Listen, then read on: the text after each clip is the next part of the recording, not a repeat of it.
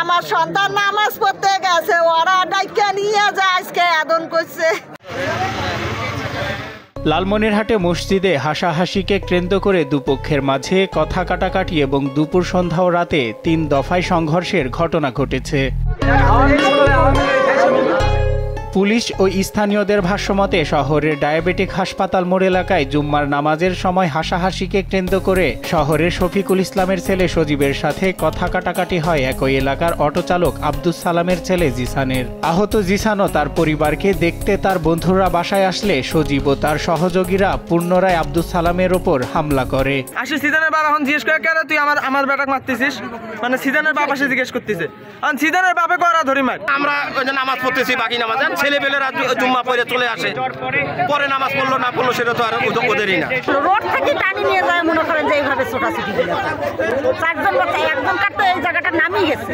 পরবর্তীতে দুপুরে ছিনিয়ে নেওয়া মোবাইল ফেরত দেওয়ার কথা বলে ডেকে নিয়ে রোহান ও জিসানকে দেশীয় অস্ত্র দিয়ে হামলা করে গুরুতর আহত করার অভিযোগ ওঠে শফিকুলের বিরুদ্ধে।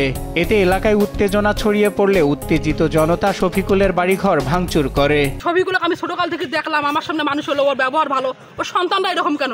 ছবিগুলোর জন্য কি কে আসিস আমার সামনে একটার করে পায়ের গিটা কাটি দেবো, কল্লা নামাই দেবো। আমরা আগাইতে গেছি, আমাদেরকে মারছে ভাই, খোপে খোপে 3টা ধরি মারছে। যৌথ বাহিনীর উপস্থিতিতে বর্তমান পরিস্থিতি নিয়ন্ত্রণে রয়েছে বলে জানিয়েছেন লালমনিরহাট সদর থানার ওসি নূর নবী। আর অভিযোগ পেলে আইনগত ব্যবস্থা নেওয়া হবে বলে জানান লালমনিরহাটের অতিরিক্ত পুলিশ সুপার AKM ফজলুল হক। বিষয়টি নিয়ন্ত্রণের জন্য লালমনিরহাট থানা পুলিশ, ডিবি পুলিশ সহ অন্যান্য পুলিশ সদস্যরা এসে উপস্থিত হয় এবং দ্রুত পরিস্থিতি সামলে নেয়। সাথে সাথে 4 জনকে আটক করা সম্ভব হয়।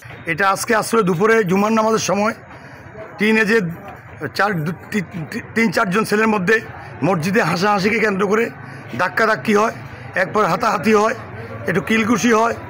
এরপরে গিয়ে সন্ধ্যাবেলা এটাকে আবার তারা এক গ্রুপ আরেক গ্রুপকে কোপানোর পরে 2 জন ছেলে গুরুতর আহত আছে, রংপুর মেডিকেল কলেজ হসপিটালে ভর্তি আছে। এই কারণে 4 জনকে পুলিশ গ্রেপ্তার করতে সক্ষম হয়েছি। সংঘর্ষে উভয় পক্ষের 8 জন আহত হয়েছে। এর মধ্যে রোহান ও জিসান নামের 2 যুবক গুরুতর আহত হয়ে রংপুর মেডিকেল কলেজ হাসপাতালে চিকিৎসাধীন রয়েছে।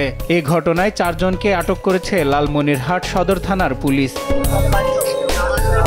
নিউজ ডেস্ক, দেশ টিভি।